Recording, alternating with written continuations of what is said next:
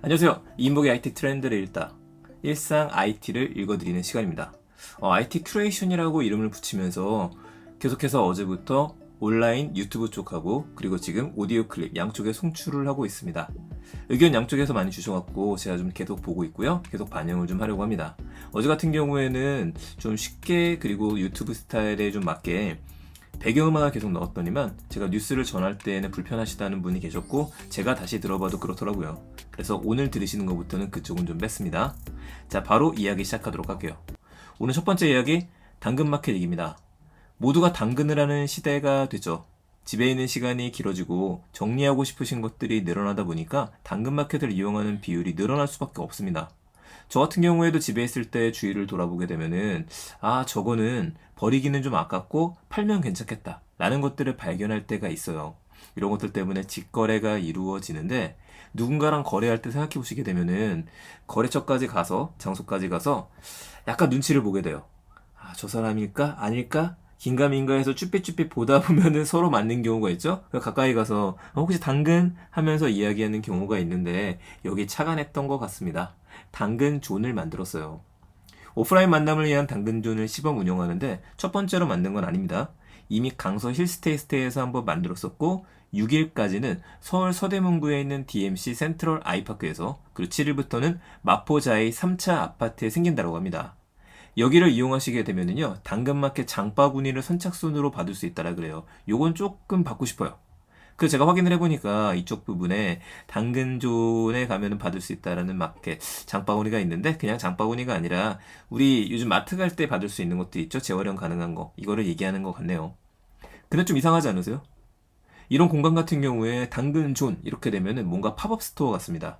그래서 만들고 나서 이렇게 빨리 없앨 수 없을 텐데요. 임대료도 있고 라는 생각이 들 텐데 제가 올라와 있는 사진들을 봐보니까 그냥 벽을 좀 세웠어요.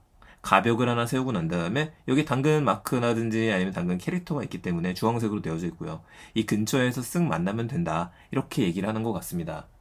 당근마켓이 약간 아쉬운 거는 스타트업이고 아직은 작은 업체잖아요. 이렇다 보니까 홈페이지에서 활동하지는 않고 노션이랑 연동을 시켜서 자기네들이 어떤 거라는지 공지를 하고는 있습니다. 그쪽에 들어가도 정확하게 나온 데이터가 없더라고요. 그래서 언론에 좀 의지를 해야 되는 게 조금 아쉽고 두 번째는 조금 더 확장할 수 있는 마케팅을 했으면 좀 어땠을까요? 라는 생각을 해봅니다.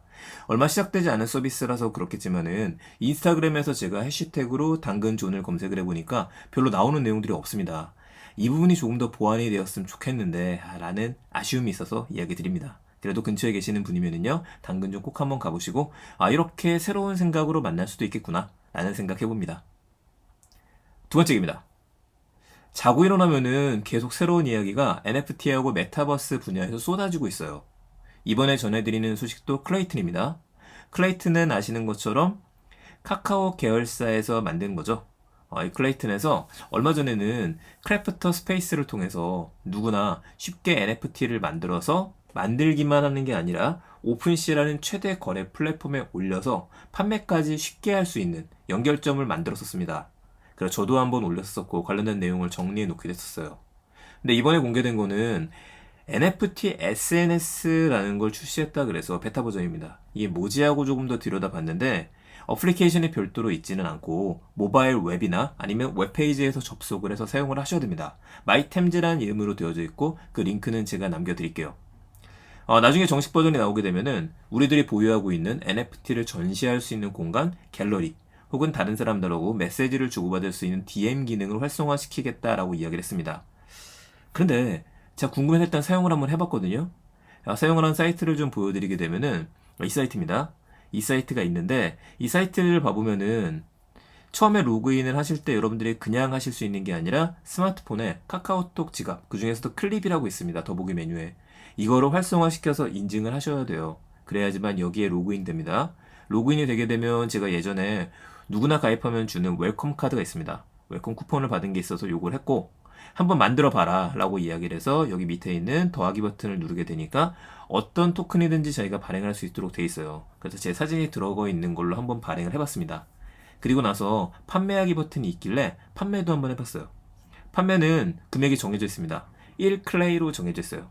1클레이가 현재 한 1,700원, 1,300원 정도의 거래가 되고 있습니다. 오픈마켓 거래소에서 거래가 되고 있는데 그 금액 정도의 판매가 가능한 것 같아요. 그래서 갤러리를 들어가면 제가 만든 것들을 볼 수 있고 나중에 구매한 것도 볼 수 있게 되겠죠.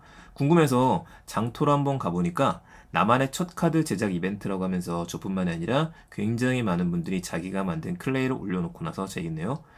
사진들 같은 것들이라든지 직접 그림 같은 걸 올려두고 있습니다. 이거를 보게 되면은 뭐 말도 안 되는 금액도 올라와져 있죠. 만클레이라든지 본인이 찍었던 것들도 있겠지만 아닌 것들도 분명. 그래서 조금 이야기 드리고 싶은 부분은 이 부분입니다. 이렇게 만든 거는 좋은데 제가 이걸 딱 봤을 때 이건 SNS는 아니에요. SNS는 아니고 이거는 앞으로 NFT 거래소로 가고 싶어하는 모습이라고 보고 있습니다. 그래서 마이템즈는 나의 아이템이란 뜻이잖아요. 이걸 좀 넣은 것 같아요. 저도 제가 만든 토큰을 하나 공유를 드릴 겁니다. 누구든지 원한다라면은 팔로우 하시면 되고요. 뭐 작품 구매까지는 아니더라도 이렇게 많이 올리게 되면은 작품 추천을 통해서 또 클레이를 준다라고 하네요. 클레이가 1,700원 정도니까 많이 받으면 받을수록 좋겠죠. 근데 저는 우려가 좀 되긴 합니다. 아직까지 NFT에 대한 정의가 제대로 되어져 있지 않고 NFT 아트에 대한 이야기도 이제부터 뜨고 있는 상황이기는 해요. 하지만 클레이튼에서 이런 식으로 해서 좀 만든다고 한다면 많은 사람들이 쉽게 접근을 한과 동시에 디지털 재화를 만들어낸과 동시에 그 값어치라고 하는 것들은 마치 모래알을 뿌리는 것처럼 너무 낮아지는 게 아닌가? 그런 우려도 한번 해봅니다. 오히려 저는 최초의 클립 서비스가 나왔었을 때 웰컴 카드 보셨었죠? 그런 것처럼 누군가 초대장을 보낼 때 이 사람만 가져올 수 있는 하나의 블록체인 방식으로 증명이 되어져 있는 단 하나의 초대권. 이런 식의 발행은 의미가 있다고 생각을 했었거든요. 물론 앞으로 나아갈 거는 뻔하게 보입니다. 예를 들어서 유명한 연예인들이 관련된 것들은 나만의 토큰과 동전을 뿌린다. 이런 제작을 할 수도 있겠죠. 굿즈 시장을 노리는 것도 분명히 있을 거예요. 그 시작점에 있다는 걸 보시고 한번 사용해 보시면 좋겠습니다. 마지막 얘기입니다. 밀리패스라는 군인 신분증이 출시될 예정입니다. 군인들을 위한 모바일 신분증이라고 이야기를 하는데 이거를 통해서 군 관련 시설들을 출입할 수 있고 예약할 때 간편 인증으로도 사용할 수 있다고 합니다. 복지 혜택도 주고 소통 플랫폼으로 쓰일 수 있다고 하니까 말 그대로 이 하나의 앱에 어플리케이션에서 신분 인증, 증명서, 페이, 간편 결제까지 모든 것들이 통합되어 있는 앱이다. 이렇게 보시면 되겠습니다. 근데 재밌는 거는 이걸 현직 군인뿐만 아니라 입영 대상자하고요, 전역하신 분들하고 또 군인들의 가족 등도 포함시키려고 한다라고 하네요. 우선은 생각할 수 있는 건 군부대에 들어가실 때 뭐 작전과를 들어간다라든지 그럴 때 패스를 찍고 들어가는 구조로 되는 게 아닌가, 이 생각을 한번 해봐야 될 것 같고요. 이거에 대한 주관사를 보게 되면은 제로페이를 운영하는 한국간편결제진흥원이 한다라고 합니다. 일단 군부대와 관련되게 되면은 그 덩어리가 큽니다. 규모가 어마어마할 수밖에 없는데 정부 지원금 10억을 포함해서 13억 4천만 원이 들어간다고 하네요. 지원금이 10억이고 3억 정도를 군부대가 쓰는 건가요? 근데 아직은 잘 모르겠어요. 왜 이런 것들이 활성화되는지 생각해 보게 되면 뭐 답은 나와 있죠. 지금은 군대에서 스마트폰을 쓸 수 있으니까. 그렇다 보니까 장병들이 이동을 할 때 편하게 찍고 들어간다. PX에서도 이용을 할 때 찍고서 음식을 사 먹는다. 간편 결제가 군부대까지 가게 되네요. 그 얘기는 월급도 이쪽으로 넣어줄 수 있다는 얘기가 되겠죠. 한 가지 생각은 내무반에 더 많은 스마트폰 충전기가 필요하겠다라는 생각하고요. 이게 여기서 끝나는 게 아니라 이 신분증, 밀리패스를 인증하기 위한 하드웨어 단말기들도 설치할 필요가 있겠죠. 관련된 규모는 점점 커지지 않을까, 그 생각도 한번 해봅니다. 물론 보안 이슈도 철저히 지켜야겠죠.